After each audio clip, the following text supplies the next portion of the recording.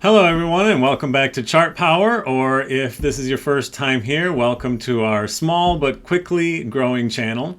Alright, I'm going to jump right in on Bitcoin here. I want to discuss some prices and some price action and just give you the news about what is going on here. Alright, so obviously everyone knows, probably from seeing it in the news if you're not looking yourself, that Bitcoin had the price took quite a steep decline here.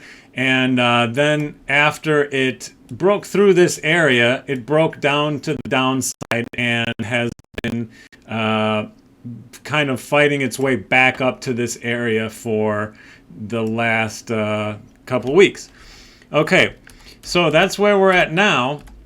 But I wanted to take a look at this in a couple of different ways to see if we can get an idea of where it might be going next. Now, a lot of people see the price of Bitcoin rising here, and they kind of want to believe that that's the bottom, and it's going straight up from here. And while I certainly don't have a crystal ball, and I don't know what the future is going to be, and it's certainly a possibility because God knows anything can happen, especially with Bitcoin. But I like to talk about things in terms of probabilities. All right. So first of all, I'll tell you how I see this. The first thing I want to look at actually is much clearer on the total market chart, which the people who have been following this channel certainly know this and probably know what's coming next. I'm going to talk about the $1.5 trillion line again. Yes, I am, because it's super important. So the market, this is all the money and all the cryptos, including Bitcoin. It has stayed above $1.5 trillion being inside the markets. And then finally, at this point, it just really broke through hard. A lot of money came out of the markets in this area. And then it's been trending upwards since then. So again, some people might be thinking, hey, great, let's just go up from here. However, in general, after an area like this that has been so well defined, it gets harder to get through that. And I'm going to show you that in a different way today, a different way than I have in the past, which is by showing you a volume profile. Okay, so what you can see in this volume profile here is it shows you how much time and how much trading has gone on at these specific levels. So clearly, I mean, it's not a big surprise that it has spent a ton of time here. But the difference between, or there is a difference, I should say, between a trending market, which keeps moving away from prices and into new prices, into price discovery, they call it. But this is not talked about so much, which is that when prices spend a lot of time in a certain area like this, they tend to want to return to those areas. So that's why you would see something like it goes up and it keeps getting pulled back down, pulled back down, pulled back down. And even when it gets through, it gets pulled back up, back up, back up, like a magnet to this area. All right, so we could spend a bit more time in this area. Okay, it could trend around this line like this. But let's look beyond that a little bit. Let's look below that. So if I'm saying that it's going to have a tough time getting through this area, and it can eventually. It's going to take something changing the market. It's going to take more volume, more momentum, more attention, people getting excited again for one reason or another. I definitely think that eventually, I mean, I'm long-term bullish, so I think eventually it will break through this level again and get higher. The question that I'm asking myself is, when is it going to do that? And for myself, my answer is that it's not going to do it just yet. So let's look at where it might be headed next, because if it does break out of this, we had this little triangle building up here, and if it was coming into this triangle from the bottom, that would be a bullish indicator. However, it came into it from the top, so it's looking a little different. And so if it does end up breaking down from this area, again, it'll maybe either be stuck in this zone for a little while, Or if it wants to push lower, our next target is the $1 trillion level here, because it's barely spent any time in this yellow box. That's why I marked it off. It has barely spent any time in this area. When it got here, it bounced out of it, even back here, out of it. Even back here, it just shot right through it. For some reason, people, when the markets get in this zone, people don't want to have anything to do with it. They want it to be higher or lower. So if we go down to the $1 trillion level, let's see what happened the last time it got to the $1 trillion level. So it's this purple line. So again, just like back here with the 1.5 trillion, for most of the time, it didn't respect the line perfectly. It just bounced all around it. All right, so that is what I would expect to happen.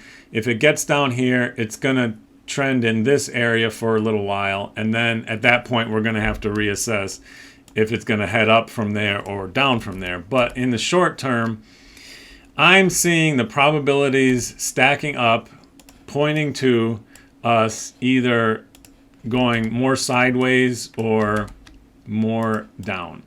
And let me get rid of this line. Okay, let's go back to the Bitcoin chart and what that means for Bitcoin. So as you can see here, Bitcoin is similar.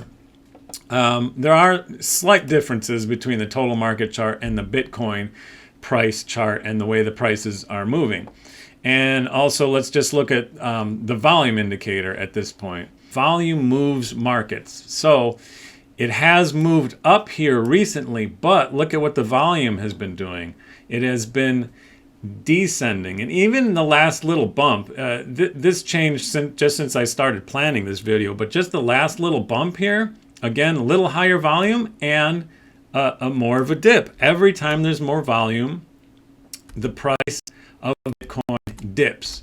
And when there's low volume, yeah, it kind of floats. It like makes a move down on high volume and then kind of floats higher, and then volume, and then floats higher, and then volume, and then floats higher.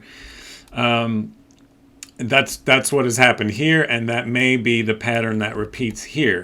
And so that's why, see, if this rise was on higher volume, if the volume was going like this as the price was going up, well then I would definitely give some probability points to the idea that it could break through this area, but that's definitely not what is happening. And I don't like to use these volume indicators very strictly because they can definitely give some false signals, but I do like to add them into the big picture. All right, so speaking of the big picture, here's another chart that I want to move to, which is the 1 month chart. All right, so each one of these bars represents a month. This isn't like the whole chart is showing a month. Each bar is a month. All right, so what we had was 6 months of just pure price increases in Bitcoin, and had an incredible run. Then this battle here, you can see this entire month of, this was April, it was a battle. It started off here, and it went up, and it went down, and then it went back up again, back and forth. The buyers and the sellers battling it out until finally we can see who won that battle. that battle was won pretty decisively, brought us all the way down here.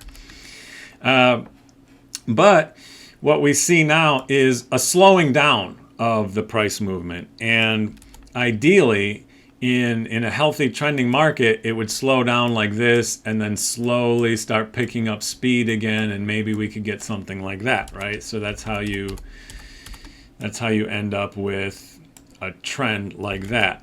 I mean, it's definitely possible that it can also do something like this, which it did do during the last after the last bubble popped. It trended down like this. So the question is this the popping of the bubble or not? That's really what everybody wants to know.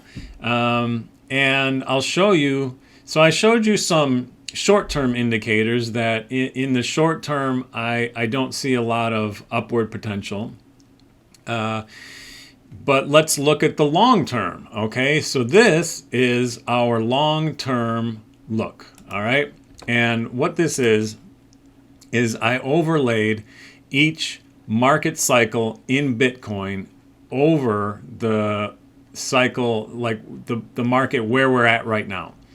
So from here over to here, that is our current, the current chart of the current cycle we are in right now. The red one is where I overlaid the first Bitcoin cycle, the peak and then the pop.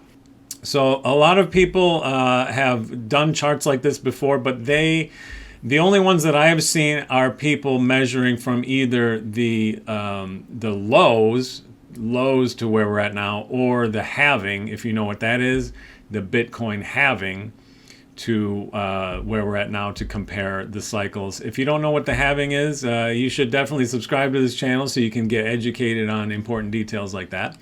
All right, but we're going to jump into this right now and just take a look. So this is the first cycle. And in relation to the one we're at right now, it shot up very quickly, very steeply, and in a short amount of time. I guess that's what quickly means. In a short amount of time, it went very high. Okay, the second one, it took a little bit longer and didn't get quite as high. So the price got higher, but just comparing the price pattern of the charts, it didn't get higher in relation. This is all relative, so keep that in mind. All right, so the third cycle we have here, again, it is took longer to get there, and it didn't get as high.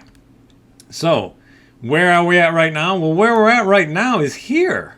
This doesn't continue this pattern at all. Now, can something have totally changed this pattern? Yes, absolutely, it's possible. Market manipulation, the whales who weren't doing these things maybe in the last cycle, and now they're changing things and doing things, and the pattern is going to change. It's absolutely possible. But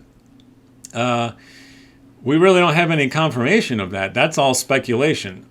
So let's just look in terms of if the pattern were to continue. And I extrapolated out here very roughly. This is a very rough extrapolation. But if we did extrapolate a longer and not as high price chart movement to the current cycle, what I did was I just continued the pattern here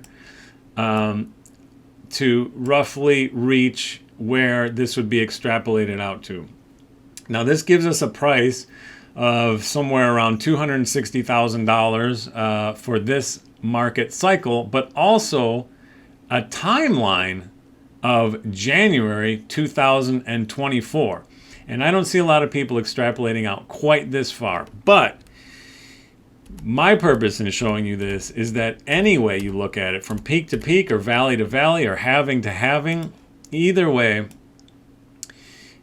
according to this analysis, it just does not look like our Bitcoin market cycle is over just yet.